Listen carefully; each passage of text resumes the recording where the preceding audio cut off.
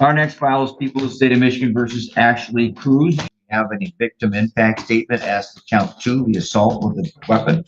We do not. All right, thank you. Allocution, Mr. Harrison. Well, again, I often search for unique adjectives to use, particularly when I've been asked to speak about several cases in a row. And I think I've already used up the word chaotic. However, I don't think there's a better word to describe what was going on there that day, as the court has already noted. Mr. Wright backed a vehicle or into it, or something happened, and immediately took offense, claiming that Mr. Prosy was somehow responsible for that. And that was a whole, I can only describe it. I wish I could more accurately describe the personalities of the people involved. And I think that would just simply add another layer of almost farcical information for the court to consider in that regard, which is not to act as though that should be a mitigating factor here. Although I would say it was primarily, her behavior was primarily designed to protect her daughter, and the unfortunate location of the methamphetamine, notwithstanding, in the bag that she was giving the officer to take for her daughter. It's unfortunate that the bag that had the daughter's items also had. Yeah, I mean, it's the whole, right. It's a comedy of errors in a number of ways, but the defense is doing something very deliberate here. He's not pretending this was clean, simple, or harmless. In fact, he basically admits the facts are messy, even calling it a comedy of errors. But that phrase is doing a lot of work. He's trying to lower the temperature, making the incident sound less like calculated violence and more like an emotional explosion in a chaotic environment. And notice the delicate balancing act. He mentions the methamphetamine being in the child's bag, but frames it as unfortunate, not intentional. That is a tough sell. Because once drugs and a child's belongings are in the same sentence, the courtroom energy changes instantly. What do you think? Is chaos mitigation, or is it exactly why the judge should be concerned? But let's get to the essence of the issue here. And the essence of the issue here is that Ashley's having a problem. She's having a problem, as noted in the report. She's had issues with substances for a while. Are they serious? Are they life? I don't know. But they're serious enough that she's now in a significant amount of trouble with regard to her status before the law. She has secured employment. I have a letter from her employer. She brought me, I don't know what I did with it. She's a manager of housekeeping at Evergreen Resort. I do know this. I've known Ashley for a number of years, and I can tell you she's employable. She's always employable. I also know that she has, again, we'll use the word, an extremely chaotic relationship with the fathers of her children. She is currently locked in a battle with the other parent of this particular child that was involved in this incident, et cetera, et cetera. So she's fighting a multiple front war against multiple situations involving her children. None of which excuses or gives the court a reason to reconsider whether or not she ought to be sanctioned for this behavior, because she should be. We know that. I'm pleased that the guidelines that are to be applied to this matter, I believe, more accurately reflect her status and her place in the continuum of her criminal history. I have that letter right here if the court's interested in reviewing it. I don't want to see her derail any of the progress that she's made. I want her to keep this job. I want her to be in the state of mind that she's going to need to be in to fight the battles she's going to have to fight on behalf of her children, some of which are in the very near future. It's one of those conundrums, Your Honor, because I know that Ashley's a good person. And I know that for the most part, while I don't always applaud the decisions that she makes in her life, she's capable of doing so. That is not reflected when you see a report such as this one. It describes a person who, at least temporarily, was acting out of control and perhaps overreacting inappropriately to further instances of stress in her life, interaction with the troopers that day. I'm asking that the court take all of that into consideration and impose a sentence that fits within these guidelines in 0 to 17. I would like to see her on probation because I think probation will provide her with the one thing she hasn't had in her life is structure. And it'll provide some oversight. So while she's fighting these concurrent battles, there's no need for her to feel overwhelmed because she'll have resources to draw upon to the probation department that'll help her through all of that. In the long run, yeah, she has a good track record on probation as well. In the long run, that I think is the more beneficial situation, not only for Ashley Cruz, but for society at large. Because she will continue in her employment, she will continue to be productive in that regard as well. Thank you, Your Honor. Thank you. So the defense lands the plane with the argument he's been building toward probation. His pitch is not Ashley did nothing wrong. It's Ashley needs structure, treatment, employment, and oversight more than jail. That's a classic sentencing argument, especially when the guidelines allow for something less than prison. He points to employment, her ability to work, her children, and her prior ability to function under probation. But here's the legal tension: probation only works if the judge believes the person can actually be supervised. And that word, supervisable, is about to become the prosecution's central attack. Because if someone won't follow bond conditions, won't complete treatment, and keeps picking up problems, probation starts looking less like rehabilitation and more like wishful thinking. Thank you. Ms. Carey? I seriously question whether Ms. Crosby is supervisable. I want to start with the description of the offense. Yes, Mr. Wright had a trailer and went into the house and, confronted her about that, why the trailer was parked where it was. Her response to that was to pull out a machete and say she was going to gut him like a pig. She then left the residence. When police were there, she snuck back in, barricaded herself in a bedroom with his daughter, refused to comply with the police. Eventually, after several, I believe it was a few hours, got her out, where she continued to resist. Then she was on bond. She had 3 bond violations filed against her. She was allowed to go to treatment, which she left after 3 days. She didn't enroll in the EOP as she was told, and as of the date of the PSI, still had not yet started treatment. Those are the things that people find important. Her life is chaotic. Her children, she's got these battles over her children. I think she needs to look at her own actions in this. And if she gets that chaos under control by getting help and taking the help that's been offered to her, life might be less chaotic. I'm not sure what progress she's actually made in the short time that these cases have been pending, but none of it appears, has involved getting the help or treatment that she needs.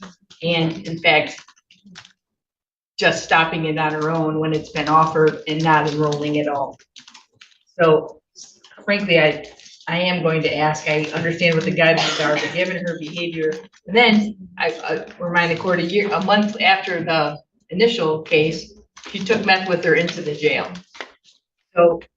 And there it is, the prosecutor goes straight for the weak point, supervisability. This is a brutal rebuttal because it doesn't just focus on the original incident. It stacks the timeline. First, the alleged machete threat. Then barricading in a bedroom with her daughter. Then resisting police. Then bond violations. Then leaving treatment after 3 days. Then not enrolling as ordered. Then, according to the prosecutor, taking Meth into the jail about a month after the initial case. That's not just one bad day anymore, that's a pattern argument. The prosecutor is telling the judge, we tried lesser options, and she didn't take them seriously. At this point, the defense's structure will help her argument is colliding head-on with the prosecution's she rejects structure argument. I do question seriously her supervisability and would ask, in spite of the guidelines, for a significant jail sentence. Thank you. And I couldn't pay the $160.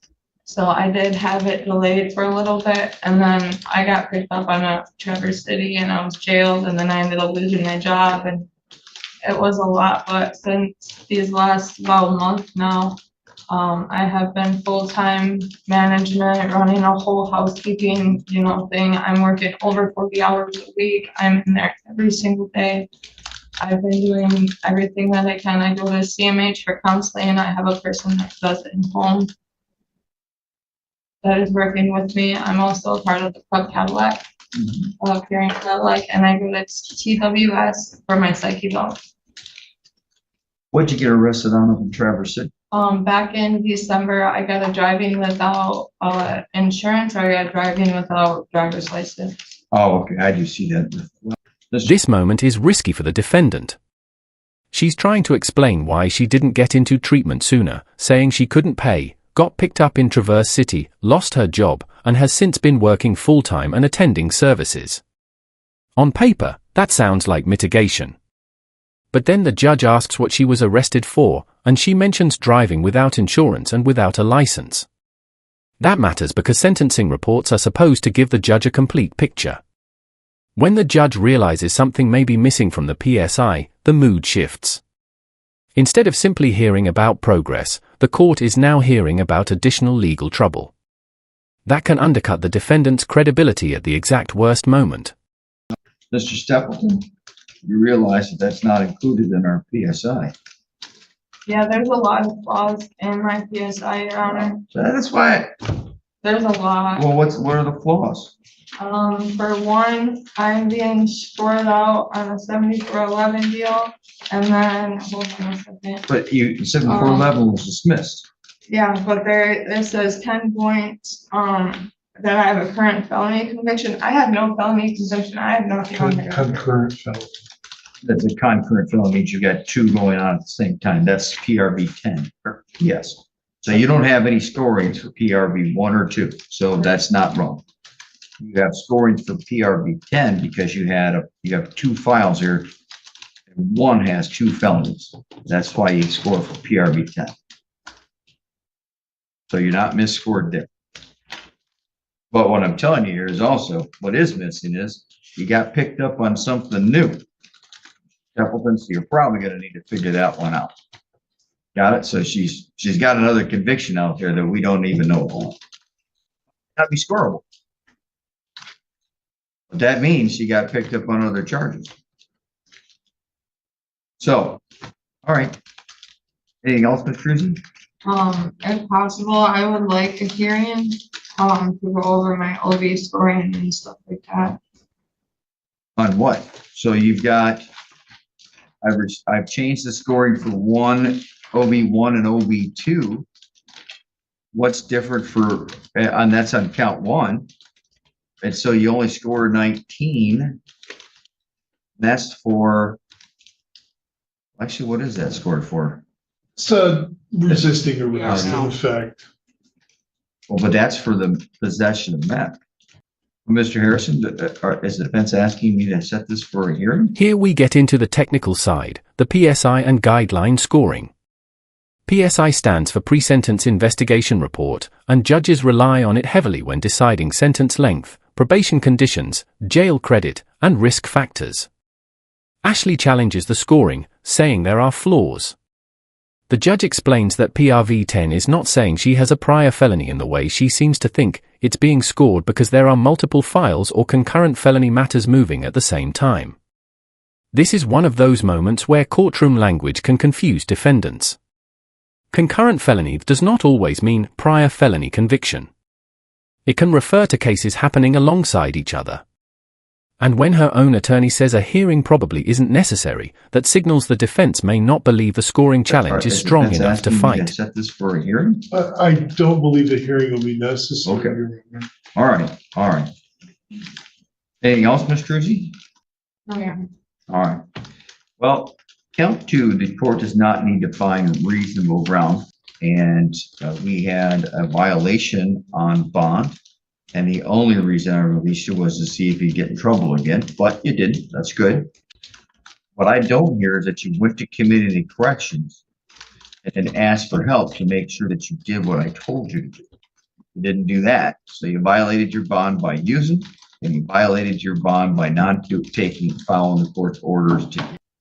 You've been using marijuana since you were 10, and you've been using methamphetamine since you were about 13. You fried your brain, and you're probably, I don't know what you're going to do to get over this. So, and I'll tell you, one of the things that stands out to me here is that you had 16.5 grams of methamphetamine in the bag that you used for your child. You've lost multiple other children. Maybe you're not picking up the pattern, but you are a danger to your children. You've lost your other kids and you can't seem to stop doing that. And let's look at this. You brought out the machete and said, I'm going to cut him like a pig. And then you were resisting the police officers. It took 3 officers to get you under control. And there had been some kind of standoff that lasted a period of time. All right, here's how this works, okay? Here's how this works. Pay attention. When I give you all an opportunity to speak, that's called due process. And then when I ask, do you have anything else? You say you're done, then you're done. And then it's my turn to speak. And you don't talk when I talk. I didn't talk when you were talking. I didn't look over to the clerks and say, hey, what did you hear what you just said? That doesn't make any sense. So, you're a danger to your kids. This is the turning point emotionally. The judge stops the interruption and gives a blunt lesson in courtroom procedure. Everyone gets a chance to speak, and once that chance is over, the judge gets to speak without being talked over. That's not just about etiquette, it's about control of the courtroom. And the judge ties it directly to the bigger issue, following rules. If the defendant is interrupting during sentencing, after being told the process, that can reinforce the court's concern that she doesn't respond well to authority or structure. The judge is also making it very clear that the children will not be used as automatic sympathy. Instead, the court is viewing the children as potential victims of the instability. That is a devastating shift for the defense. I'm not going to let the kids be the sympathy here because you've lost other children and you've got one and you're still got, isn't that what I heard here? Hold on. All right. Well, the point here is I'm worried about your kids, and the fact that you're fighting for them is great. Not going to change me. It doesn't get me any sympathy at all. I'm not worried about your job today or tomorrow or next week. I'm not worried about whether or not you lose your children for a couple of weeks or a year or a month or whatever it is. I'm worried about 10 years from now. I'm worried about 20 years from now, 30 years from now. Because you so far put yourself on the path of self-destruction.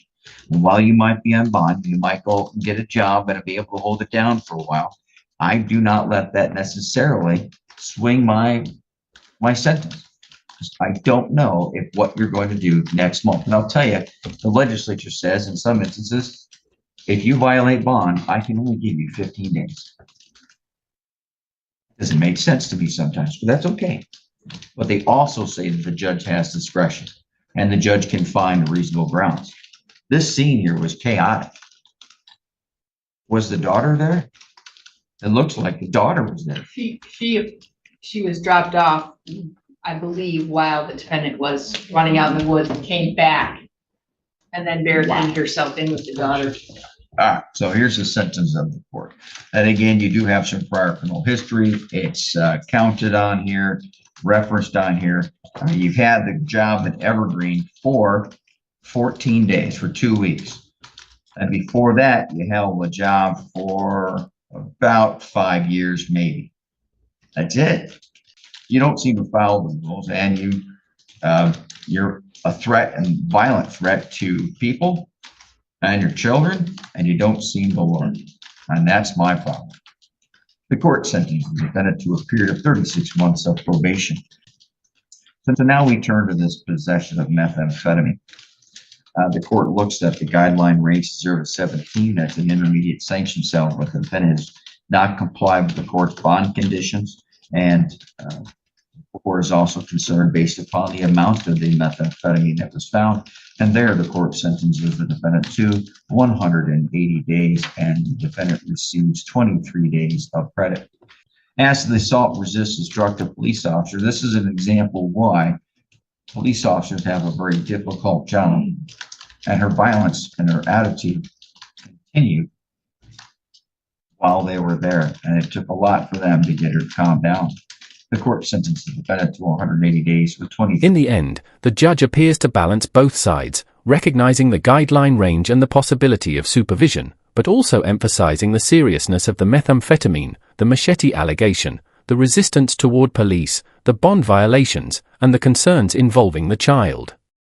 The court orders 36 months of probation, while also imposing jail time on the methamphetamine possession and assault resisting related counts, with credit for time already served.